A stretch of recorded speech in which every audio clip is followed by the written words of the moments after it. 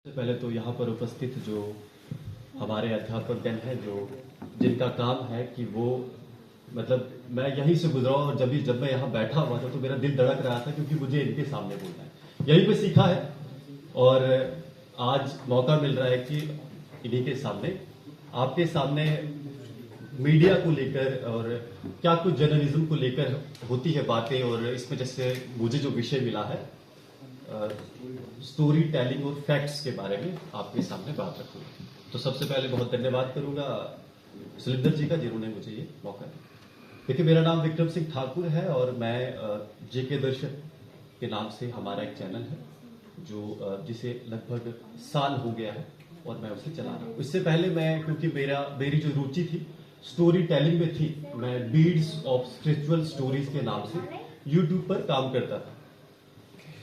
तो आज क्योंकि हम बात कर रहे हैं स्टोरी टेलिंग और फैक्ट्स की, और वो भी जो फंडामेंटल्स ऑफ जर्नलिज्म है उस अम्ब्रेला टर्म के अंदर, तो कोशिश करूंगा कि आखिर स्टोरी टेलिंग और फैक्ट्स का क्या महत्व है ये आपको बता, और प्रैक्टिकल एग्जांपल्स देना चाहूंगा।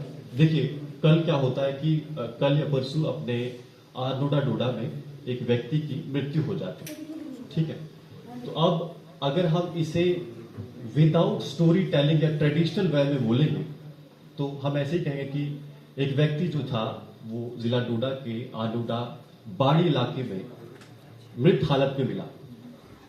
यह है बिल्कुल ट्रेडिशनल वे, पर क्योंकि जिस युग में हम जी रहे हैं वो डिजिटल युग है, जब आप कैमरे के सामने आते हैं तो आप इतना ही बोलेंगे तो बात 1 मिनट के अंदर खत्म हो जाएगी। आपको इसको थोड़ा इंगेजिंग बनाना है, आपको इसको थोड़ा ऐसे बनाना है कि ऑडियंस आपसे जुड़ी रहे, और जो आपका मकसद है कि पूरी जानकारी लोग लें। क्योंकि क्या होता है कि अधूरी जानकारी लोगों तक पहुंचती है, उसका कारण यह भी है कि आप आपकी स्टोरी में वो रुचि पैदा नहीं कर पाते हैं जो बहुत जरूरी है कि आपकी कहानी या फिर आप जिस खबर को सामने ला रहे हैं वो पूरी सुनी जाए। तो इसलिए जरा इसे इस तरह से समझते हैं कि अगर हम इसे थोड़ा सा खींचे तो वो कैसे हो, तो इसमें हम थोड़ा सा इमोशनल या ह्यूमन कनेक्ट जोड़ते हैं। तो इनसे हम ऐसे कह सकते हैं कि आज जिला डोडा में आरडोडा बाड़ी इलाके में एक व्यक्ति जो लंबे समय से अपने परिवार के लिए अपने परिवार को देखरेख के लिए कहीं ना कहीं जिला डोडा से बाहर लद्दाख में काम करता है, और जब वो घर वापस आया, आज सुबह जब वो बाहर निकला तो शाम को वो घर वापस नहीं आ पाया। न जाने क्या हुआ, हो सकता है ऐसी संभावना जताई जा रही है कि किसी गाड़ी से टक्कर लगी या फिर किसी ने पर्सनल रंजिश के तहत उसे मारा। ये है विद स्टोरी टेलिंग, थोड़ा सा खींचे आप उसे, ठीक है। इसमें एक और चीज मिसिंग है और जिसकी हम बात करने वाले फैक्ट्स। मैंने अभी आपको ट्रेडिशनल वे बताया, फिर स्टोरी टेलिंग बताया, और अब इसमें हम जोड़ते हैं थोड़े से फैक्ट्स। थोड़ा सा तो मैंने आपको बताया था कि कहां उसकी मृत्यु हुई है, कहां वो मिला, पर अब हम बात करते हैं कि आखिर उसका नाम क्या है। तो थोड़ा सा नाम जोड़ लेते हैं कि राजकुमार नाम का व्यक्ति है, उनके पिताजी का ये नाम है, वो ये काम करते थे, और जो ये वाली चीज है कि उसकी मृत्यु कैसे हुई है, क्योंकि ये हमें पता नहीं है। तो यहां पर फैक्ट्स जुड़ जाते हैं, और यहां पर हम जोड़ेंगे पुलिस का क्या वर्जन है। हम पुलिस के पास जाएंगे और उस कहानी में फिर हम पुलिस का एंगल जोड़ेंगे, या फिर उसकी जो रिपोर्ट हॉस्पिटल से निकल कर आई है वो जोड़ेंगे, फैक्ट्स जोड़ेंगे, जिससे क्या होगा, कहानी पूरी निकल कर आएगी।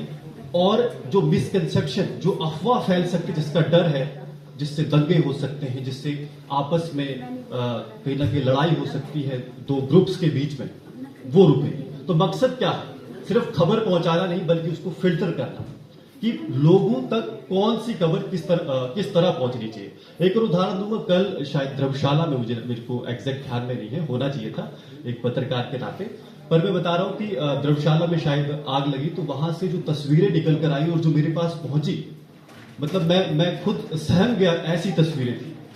अब एक आम व्यक्ति और एक पत्रकार में यही फर्क है कि मैंने उसे अपलोड नहीं किया, क्योंकि अगर मैं वो डालता तो कानूनी कार्रवाई तो होती, पर लोग जो उसे देखते तो उनके लिए भी, उनके स्वास्थ्य के लिए भी ठीक नहीं रहता, और ऐसे भी परिवार के लिए भी ठीक नहीं रहता कि ऐसी यादें सोशल मीडिया में, क्योंकि इंटरनेट पर जब आप कुछ डालते हैं तो लंबे समय तक रहता है। तो ये एक उदाहरण है। एक और उदाहरण लेते हैं, जैसे मान लीजिए कल बारिश लगी, मैं ऐसे उदाहरण ले रहा हूं, ऐसे एग्जांपल्स ले रहा हूं जो जिससे आप कनेक्ट कर सकें। तो कल लंबे समय के बाद, लगभग 3 महीने के बाद, 2 ढाई 3 महीने के बाद या 1 महीने को जितनी भी देर के बाद बारिश लगी है, तो ये खबर बन सकती है क्योंकि लंबे समय के बाद जिला डोडा में बारिश लगी है। ठीक है, ये एक नॉर्मल ट्रेडिशनल वे में। अब इसको थोड़ा सा आप दूसरा स्टोरी टेलिंग वे में जोड़िए और हम इसे ऐसे जोड़ सकते हैं कि वो किसान जो हाथ फैलाए आकाश की तरफ देख रहा था लंबे समय से, जिसका मुख सूख चुका है, आज जब बारिश की बूंदें उसके माथे पर पड़ती है तो उसकी आंखों से भी आंसू बहने लग जाते हैं। ये थोड़ा सा आप क्या करते हैं, उस कहानी में ह्यूमन कनेक्ट जोड़ते हैं, आप उसे फील कर सकें। क्योंकि मैं देख रहा था, जैसे अभी मैं जैसे अब अपना काम ही घूमते रहना, तो मैं देखता हूं कि घट नाला बहता है, इधर बहता था, अब पता नहीं, मुझे ध्यान में है कि आज शायद बारिश लगी, हो सकता है थोड़ा पानी चला हो। तो मतलब पानी, आप सोचिए कि कमी कितनी है, मतलब बारिश नहीं लगी लंबी देर से। और मुझे याद आता है जब मैं छोटा था तो वहां नहाने जाया करता था और इतना पानी होता था कि उसमें नहाया जा सके। तो आपको उस कहानी में उस जिस खबर को आप प्रस्तुत कर रहे हैं उसमें कोशिश करने की ऐसे एलिमेंट्स को जोड़े जिससे आपके साथ जो दर्शकगण है जो आपको देख रहे हैं वो जुड़े, लंबी देर तक जुड़े। क्योंकि अब ऐसा तो है नहीं कि आज चंद अखबारें हैं, आज अगर मैं बात करूं जिला डोडा में ही तो 100 से ऊपर पत्रकार हो चुके हैं। सबके पास 5G इंटरनेट है और अनलिमिटेड इंटरनेट है, फोन आपके पास अवेलेबल है और आप किसी भी मीडिया ग्रुप के साथ जुड़ जाते हैं तो आपके पास ऑप्शन है। ऐसे दौर में खबर सिर्फ खबर नहीं, खबर के साथ आपको कहीं ना कहीं इमोशन, खबर के साथ आपको सही जानकारी और एक ऐसे तरीके से प्रेजेंट करनी है जैसे स्टोरी टेलिंग की मैंने बात की, फैक्ट्स के साथ। तो वो जो तरीका है वही तरीका जो है वो हमें अपनाना है। क्योंकि इससे क्या हुआ, क्योंकि देखिए खबर का मकसद क्या है ये भी समझना होगा। खबर का मकसद है सही जानकारी, सही मतलब सब तक सही समय में पहुंचे। अब मान लीजिए अगर मैंने इसे ट्रेडिशनल वे में बोला तो लोग इंटरेस्ट ही नहीं लेंगे। क्योंकि देखिए आज एक कारण ये भी है कि अखबार लोग क्यों नहीं पढ़ रहे, पढ़नी चाहिए पर क्यों नहीं पढ़ रहे, क्योंकि बोर हो रहे हैं। और कई सारे ऐसे मतलब बहुत ज्यादा सीरियस पत्रकार हैं, उनसे भी लोग नहीं जुड़ पा रहे हैं, या फिर जो ज्यादा बहुत ज्यादा फनी। तो एक बैलेंस बना के ताकि आपकी खबर सब तक पहुंचे, जरूरी है समाज में चेतना आए, समाज सही दिशा में जाए, ये एक पत्रकार की जिम्मेदारी है। और ये तभी हो पाएगा जब अपनी जिम्मेदारी को निभाया जाए। और जिस चीज की मैं बात कर रहा हूं, स्टोरी टेलिंग और फैक्ट्स की, इन दोनों का समावेश हो, दोनों चीजों को बराबर तरीके से फिल्टर करके प्रस्तुत किया जाए। जैसे अगर मैं बात कर दूं, मैंने फिर से उसी के एग्जांपल लेता हूं जो आर नोडा में जो एक व्यक्ति की मृत्यु हुई थी। अगर मैं उसके जो चोट के निशान उसके शरीर पर उनको भी इसमें डिस्क्राइब करूंगा तो वो कहानी थोड़ी सी जो सेंसिटिव लोग हैं मतलब उनके लिए ठीक नहीं रहेगी, जैसे उस पर चोट के निशान है। तो ये हमें फिल्टर करना भी बहुत जरूरी है। तो 2 उदाहरण मैंने दिए। अब मैं चाहता हूं कि यहां जो सारे हमारे मेरे दोस्त हैं, आप कोई बताइए और मैं प्रयास करूंगा कोई भी चीज, जैसे इस कार्यक्रम को लेके अगर कोई चाहता है या कोई भी चीज आप बताइए, फिर मैं और भी एग्जांपल ले सकता। कोई चाहता है कि कोई एक उसके ध्यान में खबर आ रही है और उसे हम एक ट्रेडिशनल वे में या फिर स्टोरी टेलिंग वे में कैसे प्रस्तुत कर सकते हैं और क्या फिल्टर्स लगा के कर सकते हैं। कोई है, कुछ भी बता सकते हैं, कोई भी इंसिडेंट बताइए, एनी रैंडम, कोई फिक्शन भी हो सकता है, कुछ भी बता सकते हैं आप। पूछो जी। कौन सा ब्रूटल मर्डर केस? मतलब कोई पर्टिकुलर केस या जनरल कोई सा भी फिक्शन? अच्छा, जनरल मर्डर केस को कैसे किया? हाँ जी, कोई ब्रूटल होना चाहिए। ठीक है। देखिए ब्रूटल मुझे अभी ऐसा कोई ध्यान में नहीं आ रहा है, लेकिन दिल्ली में एक केस हुआ था, बड़ारी करके एक केस है जिसमें लगभग एक ही परिवार के 11 लोगों ने एक साथ आत्महत्या कर दी थी। बराड़ी शायद नाम है उस प्लेस का। तो जब ऐसी खबर निकल कर आती है तो एज यू नो आप जब पत्रकार हैं तो क्योंकि आपका पर्सनल ऑब्जेक्टिव भी जुड़ा होता है कि आपको सबसे पहले खबर करनी है और आप चाहते हैं कि सब तक पहुंचे, है ना। तो एक ट्रेडिशनल वे क्या है, जब अखबार छापेगा, जैसे डीडी न्यूज अगर छापेगा तो सीधा ही बोलेगा कि भारत देश में, दिल्ली शहर में, इस मोहल्ले में इतने लोगों ने एक साथ आत्महत्या कर दी और इसको लेकर अभी जांच चल रही है। ये एक बिल्कुल ट्रेडिशनल वे है।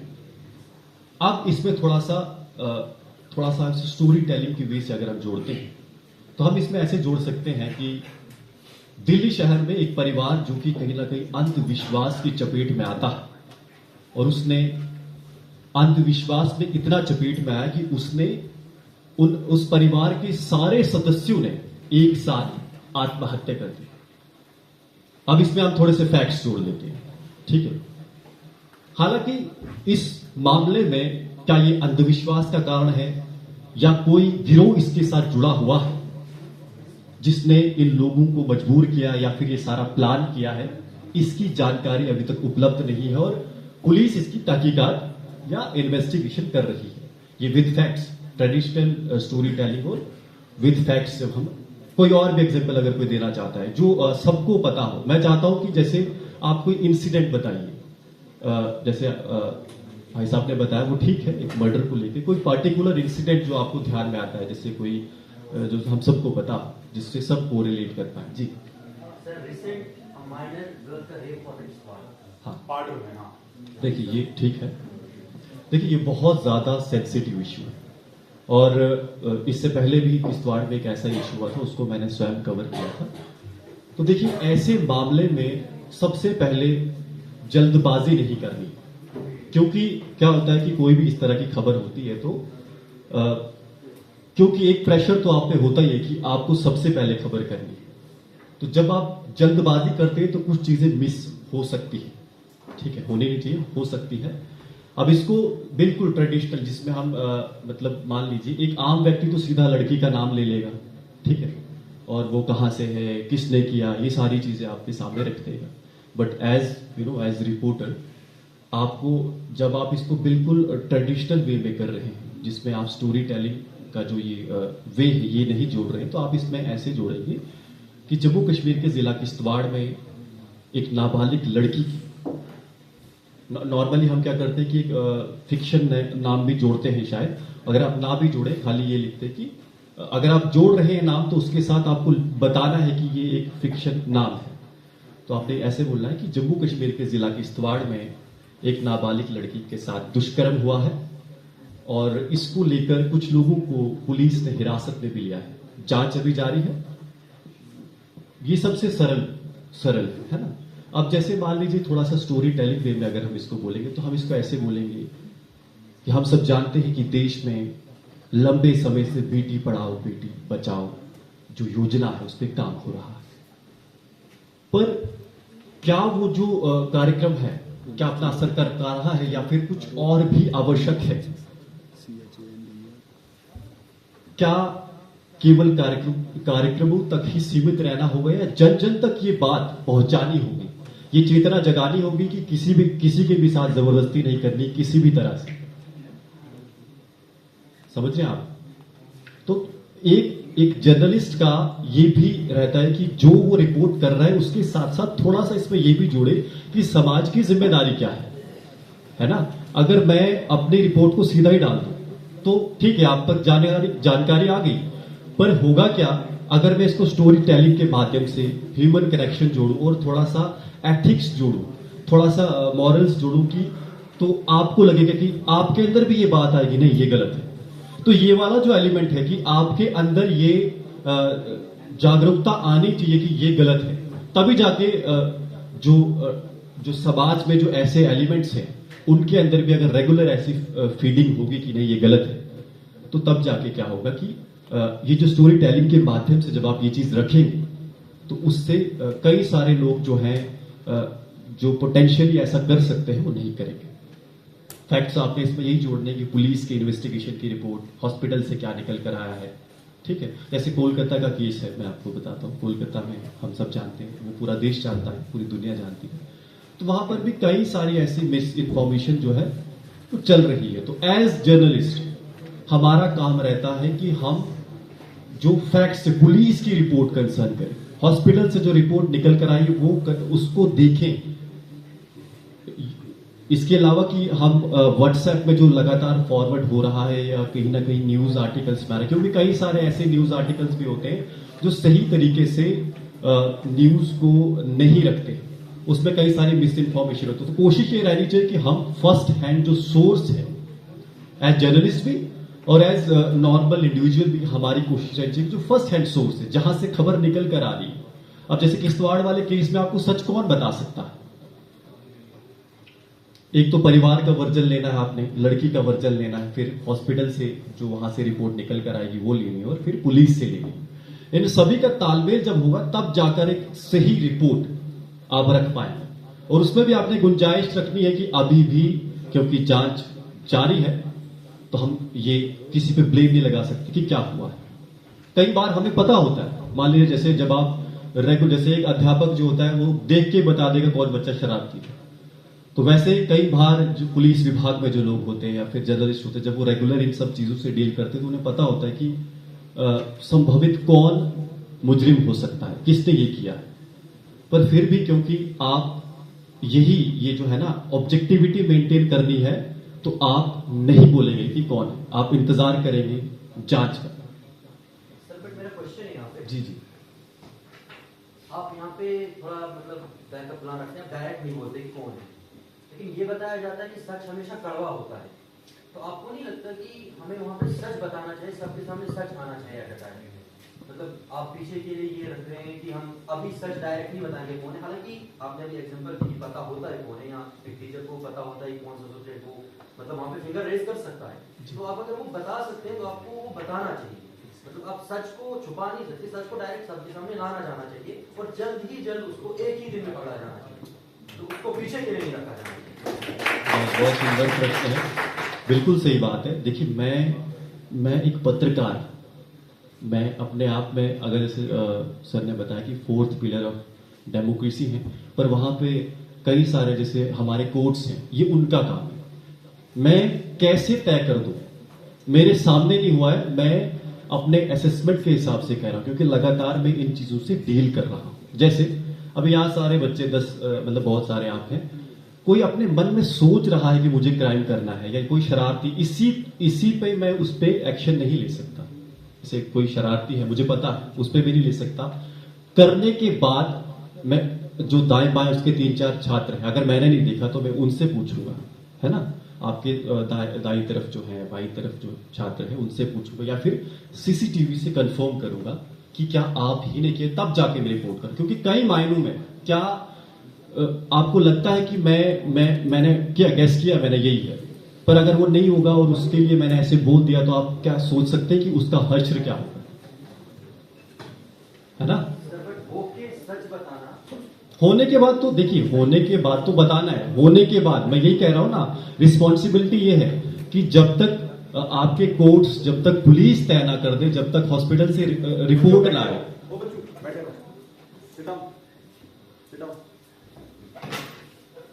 हो गया क्लियर? जब तक रिपोर्ट्स ना आए ना, तब तक मैं अपनी मर्जी से कुछ नहीं कह सकता। एज जर्नलिस्ट मेरा काम है जो घटा जो चीज हुई है उसको आपके सामने प्रस्तुत करना, मुझे अपनी जो चीज है कम से कम रखनी, समझ रहे हैं सर? बट जब वर्ल्ड वाइड रैंक निकलती है तो यही एक कारण रहता है। क्या निकलती है? ये वर्ल्ड वाइड रिपोर्ट जब जर्नलिज्म की निकलती है, इंडिया मीडिया की निकलती है, और इंडिया मीडिया वहां पे 157 रैंक पे होता है, मतलब पाकिस्तान मीडिया उससे आगे है। तो सर ये एक कारण है कि सच छुपाया जाता है, सच नहीं लाया जाता, तो कम से कम सच डायरेक्ट बताना जाना है। बिल्कुल सही बात। बीच में जो कि बड़ा अच्छा लग रहा है, इंटरेक्टिव होगा, वन वे ट्रैक, बड़ा अच्छा लग रहा है, सभी बच्चों को पूछना है। आज विक्रम जी, आज आप सवाल करते हैं, आज सवाल हो रहे हैं और यंग जनरेशन, तो बड़ा अच्छा है। मुझे याद आ रहा है कि मैं भी बिल्कुल मतलब डिट्टो आपकी जैसा। Vikram was a student like you, I remember, मैंने इनको पढ़ाया इन्हीं क्लासरूम्स में, तो he used to be very particular about the questions all the time, ऐसे ही ये भी पूछा करते थे। तो आज विक्रम जी खुद करने में खड़े हैं। Very good. देखिए बिल्कुल सही बात है, इसीलिए मतलब हम सबको भी, हर एक व्यक्ति, देखिए कल भी मैं एक पुलिस अधिकारी से बात कर रहा था, तो किसी ऑर्गेनाइजेशन को लेके बात चल रही थी, तो मैंने उनसे कहा कि देखिए मजबूरी है, अगर मान लीजिए 10 छात्र हैं, आपसे एनसीसी के छात्र हैं, एक एग्जाम्पल लेते हैं, क्या एक्सपेक्ट करते हैं? डिसिप्लिन, है ना, लेकिन क्या आपकी एक्सपेक्टेशन ठीक है, पर क्या 10 के 10 सही हो सकते हैं? नहीं हो सकते। This is human behaviour, this is not about India. हर जगह एक रेशो सा बना हुआ है। 10 लोग ठीक है तो 2 लोग खराब भी होंगे, ठीक है। ये कमी है, इसको कोई इनकार नहीं कर रहा है, कमी है, मैं इसको स्वीकारता हूं। पर यही चीज सुधार लानी और ये सबने लानी, हर प्रोफेशन, पुलिस ले लो, मतलब जैसे हमारा टीचिंग प्रोफेशन है या कोई भी प्रोफेशन, हर प्रोफेशन में कई बार ऐसे लोगों का हमें सामना करना पड़ता है या ऐसे लोग होते हैं जिनकी वजह से उस प्रोफेशन पर चोट लगती है, ठीक है, ठीक है। कोई और वहां से उस तरफ से देखिए, सबका साथ सबका विकास होना चाहिए और मैं चाहता हूं वहां से भी कोई छात्रा और भी पूछे। लोग आएंगे ना स्पीकर्स, तो आप सबसे क्वेश्चन कर सकते हैं। हाँ, कोई दिक्कत नहीं है ना, आप पूछ सकते हैं। बड़ा अच्छा है कि इंटरेक्शन होगी तो यंग जनरेशन जो आपके माइंड में है मीडिया को लेकर क्लियर करना चाहते हो पूछो। आज मौका मिला है, आप उनको पूछ सकते हो, बार-बार ऐसे मौका नहीं मिलता है। चलिए एक और एग्जांपल मैं देता हूं। जैसे मान लीजिए हमारे यहाँ एक कार्यक्रम हो रहा है, मीडिया का कार्यक्रम, तो मैं चाहता हूं कि आप उत्तर आप दें कि अगर हम इसे ट्रेडिशनल वे में प्रस्तुत करें तो कैसे करेंगे। कोई बताएगा? आप बताइए, कोने में, अंत में।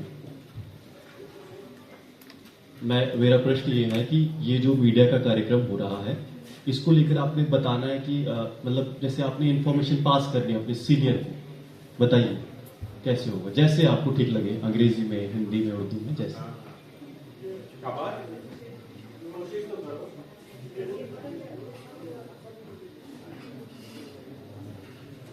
आप बताइए।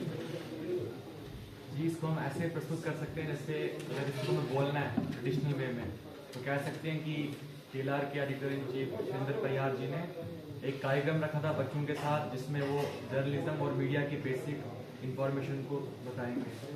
ठीक। वहाँ पे जो स्पीकर्स आए, जैसे आप विक्रम जी ने स्टोरी टेलिंग के बारे में बताया, ऐसे समझाएं। बहुत बढ़िया। अब मैं चाहता हूं कि ये नॉर्मल सामने रखी बात को कोई थोड़ा सा स्टोरी टेलिंग पे अगर इसको बता सकता है, थोड़ा सा और खींच के, थोड़ा सा इमोशनल टच देके या कुछ एथिकल कुछ जोड़ के, वैल्यू को लेकर कुछ जोड़ के, कोई छात्रा अगर बोलना चाहेंगे उस तरफ से। पहले इस डेस्क पर आप बोलेंगे, थोड़ा सा बताना है कि जो आज का कार्यक्रम है इसको लेकर कैसे हम अपनी बात रखेंगे।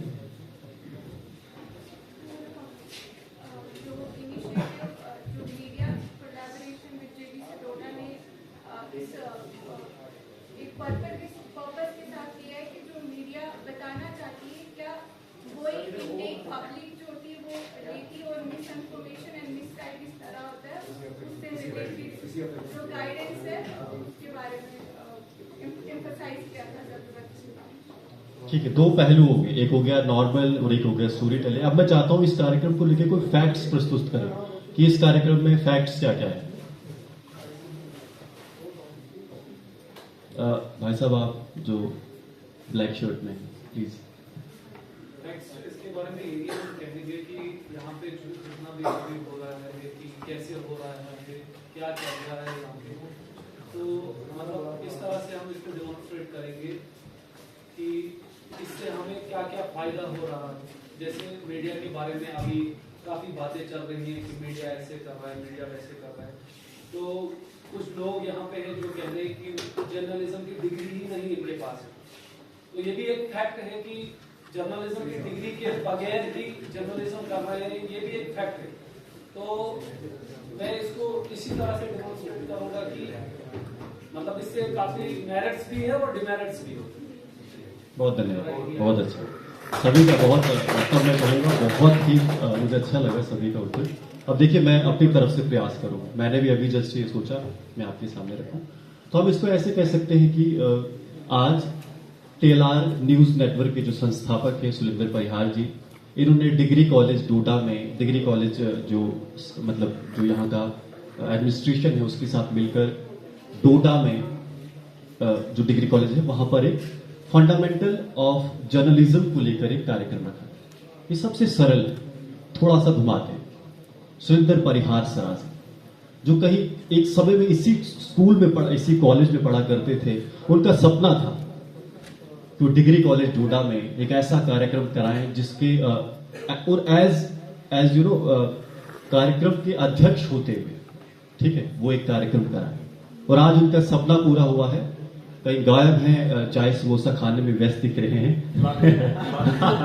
हाँ, जिम्मेदारी है खिलाने में दिख रहे हैं, ठीक है। अब देखिए इसमें ये दो तरीके हो गए, मैंने एक तो बिल्कुल सामान्य तरीके से बताया और एक थोड़ा सा उसमें, ताकि आपको याद रहे कि यार सुरेंद्र परिहार लेकर आ रहा है, ठीक है, फिर कहाँ हो रहा है। तो तीसरा आ गया फैक्ट्स।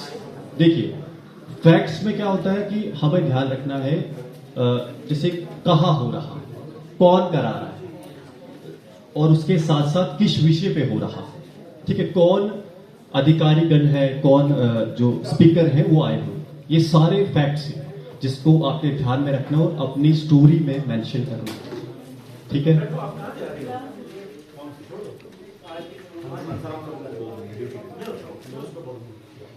ये रूटीन क्लासरूम टीचिंग से बहुत अच्छा हो रहा है। अब क्योंकि एक प्रश्न भी साथ में पूछा गया था डिग्री को लेकर, देखिए क्या होता है कि जो जर्नलिज्म प्रोफेशन है बहुत पुराना है और इसको लेकर कई बार आरोप लगते हैं कि जो जर्नलिस्ट हैं वो उनके पास डिग्री नहीं। बिल्कुल सही बात है, हम में से कई सारे ऐसे लोग हैं जिनके पास जर्नलिज्म की डिग्री नहीं। और जरूरी क्यों जरूरी है, क्योंकि आपको पता होगा, क्योंकि हम देखते हैं ना कि क्योंकि बार बार ऐसा क्यों हो रहा है कि कुछ चीजें जो बाहर निकलकर नहीं आनी चाहिए वो आ रही है। जो रेप विक्टिम्स है उनका नाम क्यों बाहर आ रहा है ना, ये उसका कारण ये है कि कहीं ना कहीं कुछ ऐसे लोग हैं जिनको जानकारी कम है या जिन्होंने इस विषय में पढ़ाई नहीं की, हो सकता है दूसरे विषय में की हो पर उस विषय में नहीं की है, और इसीलिए भारत का रैंक फिर थोड़ा क्या कहते हैं किस तरफ से कहें, नीचे से ऊपर के लिए आ रहा है। वो कहते हैं ना लिस्ट में नीचे से ऊपर की तरफ आ रहा है। तो इसका ये कारण है, बिल्कुल सही बात है। वो आपका सुझाव था, मैंने आपको फैक्ट्स पूछे थे, फिर भी अच्छा था। क्वेश्चन है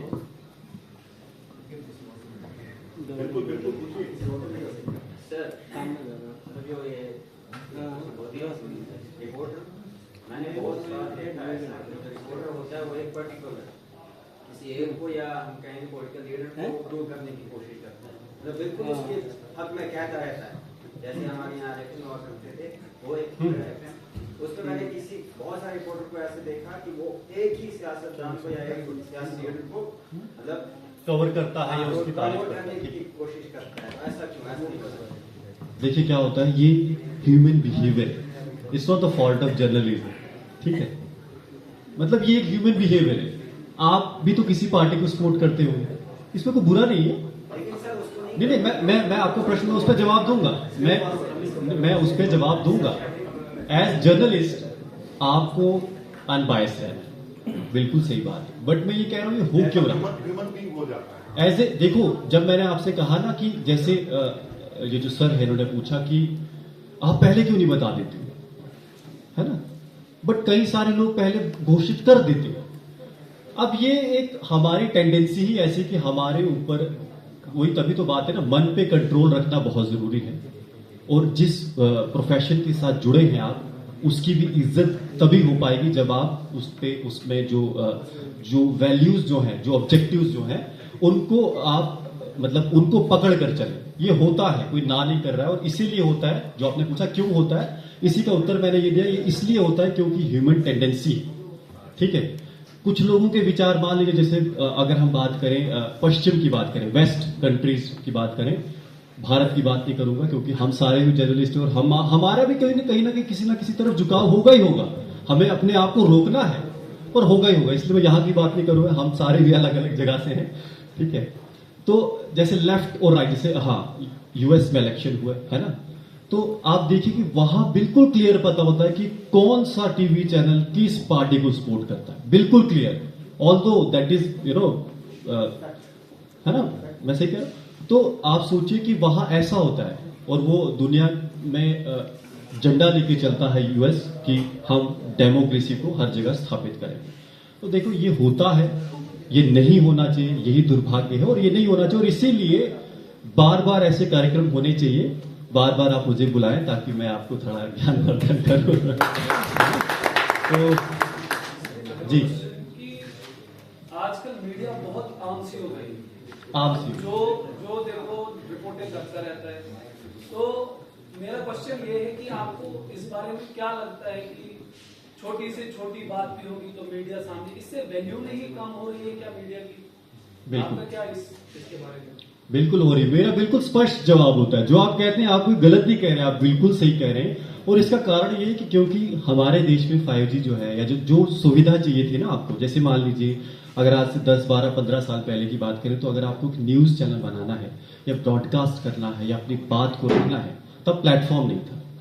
अब क्योंकि देखिए जो बार बार समय हो रहा है, मैं क्षमा चाहूंगा, 2-3 बार बोल दिया है, एक बस आपका उत्तर दूंगा और फिर मैं यहां से विराम लूंगा। ठीक है। हिस्ट्री के अंदर आ गए। फिर ये सुलिंदर जी हैं, ये मेरे से ज्यादा अच्छा बोलते हैं, ये आपके सामने बात है।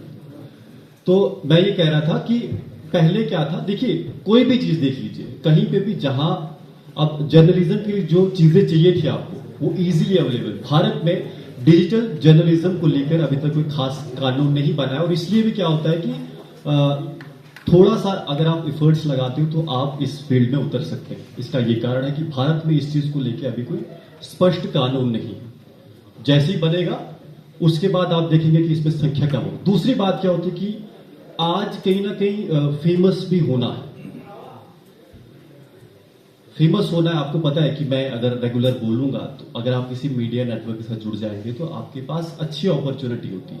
अगर आप थोड़ा सा अच्छा बोलते हैं तो और ज्यादा अच्छी अपॉर्चुनिटी, अच्छे से बात रखते हैं, हैंडसम है तो और बढ़िया बात है। तो ये अपॉर्चुनिटी इतनी ज्यादा, और इसीलिए लोगों की भीड़ है। और एक बात मैं आपको बता दूं, लेकिन जो सही मायने में इसमें काम करना चाहता है वो देर तक टिकेगा। आएंगे जाएंगे पर मैच नहीं हो रहा है, हम तुमको भूल ना पाएंगे, कुछ मैच नहीं हुआ।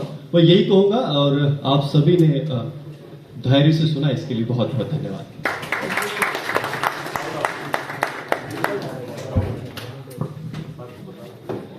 बहुत बहुत शुक्रिया सर। मुझे नमक की कान में मिठास